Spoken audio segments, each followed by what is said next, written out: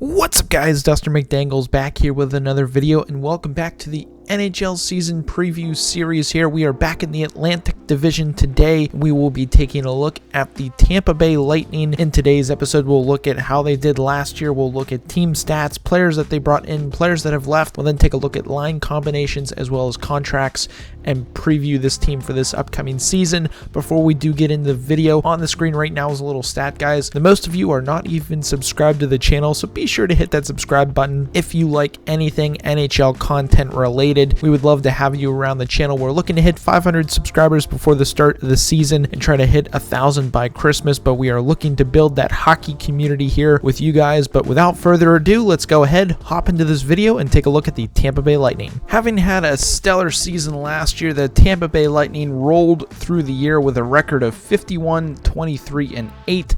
They were an extremely solid squad all throughout, as they had some players set some marks, and actually Victor Hedman set the most goals, assists, and points in a single season by a Lightning defenseman. He played 82 games, he had 20 goals, 65 assists for 85 points. Stamkos led the way with 81 games played, tallying 106 points.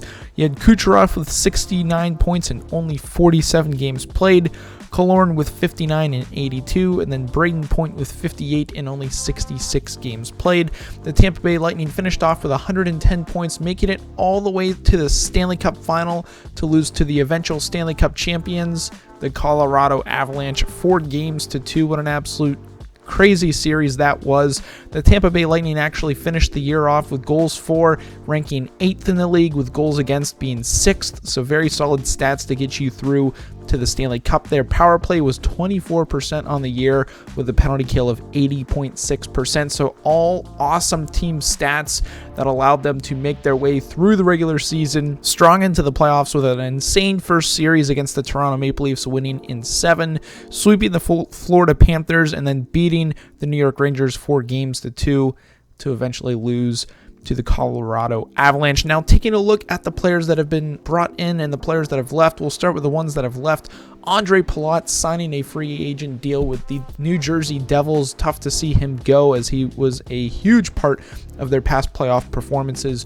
Ryan McDonough went to the Nashville Predators, with Jan Rutta also leaving the squad, going to the Pittsburgh Penguins. Now, when it comes to the new faces coming in, Vlad Nemestikov comes back to the Tampa Bay Lightning looking to win a Stanley Cup. They've also gone ahead and brought in defenseman Ian Cole, as well as Philip Myers from the Nashville Predators. And then finally, their last acquisition bringing him in was Hayden Fleury. So bringing in some solid pieces, having lost a few good ones, especially Ondrej Palat. That is a tough loss, but now we're taking a look at their projected lines. I mean, they're pretty solid if you ask me, looking at it right now from Puckpedia. Top line, Stamkos, Point, Kucherov. As long as they stay healthy, they will be one of the best lines in the entire NHL. Now, going down their depth, second line as of now with this site says Killorn, Cirelli, Hagel. Pretty solid second line. I think they might be missing a piece there. Maybe another Killorn type-ish player. Now, again, if they had Palat, he'd be slotting in there on that second line nicely. Third line, Nemestikov, Paul, Colton. Honestly, very solid third line. Colton might be an interesting player to keep an eye on this entire season. Fourth line, you've got Patrick Maroon, Bellemare, and Perry. Again, very solid, older fourth line, but it'll be interesting to see them and how they progress this year as a line. As last year, they were very solid as a fourth line. Now, on the back end, they're pretty solid. You've got Hedman, Foote, Sergachev, Chernak, Cole, and Bogosian.